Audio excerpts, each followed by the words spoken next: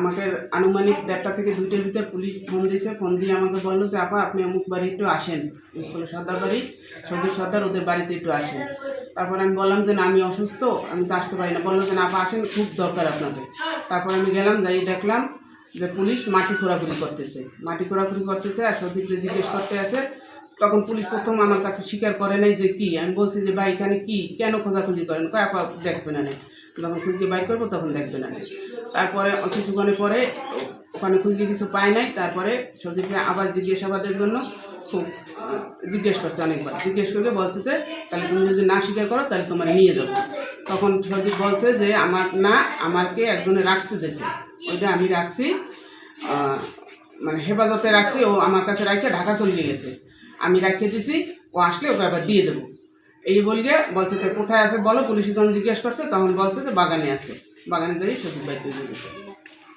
কোনোদিন আমরা শুনি না আমাকে বাড়ির দের এরকম কাজ বাদ দিয়ে উঠি বেড়ে খোঁজাখুঁজি করি, এরা বাগানে আসে, ও ডালাই কাজ করে, আর নিজে ডালাইয়ের মেশিন আছে, ডালাই কাজ করে।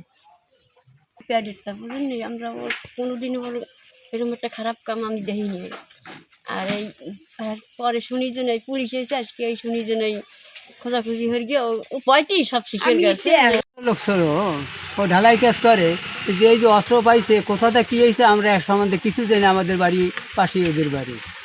অস্ত্র সম্বন্ধে এই সমস্ত আমরা তো কিছুই দেই নেই, কোনোদিন ঘরেও দেই নেই, আর ও তো এইভাবে পোলাও না। আমি ওদের সাথে দীর্ঘদিন চলি, খুব ভালো সম্পর্ক। ও এ ধরনের কোনো কাজ কামে জড়িত ছিল না, কিন্তু ও ঢালাই মেশিন আছে, ঢালাই কাজ করে। এরপর ওর নিজের কাজ কাম সাইডে পোলাপান লইয়ে করায়, কিন্তু এটা কারা ফাঁসানোর জন্য ওর উপর এটা আবদা করছে সেটা আমি জানি না।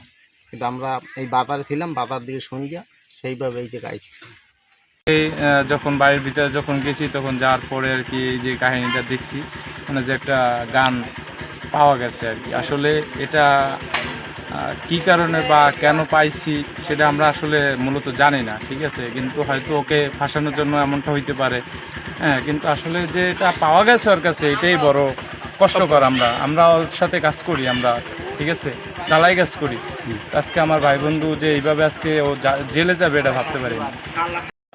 আইন শৃঙ্খলা রক্ষার্থে এখন পিরোজপুরে প্রতিটি থানায় নিবিড়ভাবে টহল ডিউটি পরিচালিত হচ্ছে। এরই ধারাবাহিকতায় গতকাল রাতে কাউখালী থানার একটি রাত্রিকালীন টহল টিম টহল পরিচালনাকালীন সময়ে একটি মোটরসাইকেলে দুজন ব্যক্তিকে সন্দেহের ভিত্তিতে জিজ্ঞাসাবাদ করে। জিজ্ঞাসাবাদের মধ্যে সজীব নামের এক ব্যক্তি, তাকে জিজ্ঞাসাবাদের এক পর্যায়ে তার কাছে তার ব্যক্তিগত মোবাইল চেক করার সময় মোবাইলে একটি শটগানের ছবি পাওয়া যায়। তাকে আরও জিজ্ঞাসাবাদের এক পর্যায়ে সে জানায় অস্ত্রটি তার বাসায় লুকায়িত অবস্থায় আছে। তার বাসা পিরোজপুর সদর থানাধীন জুসখোলা এলাকায়।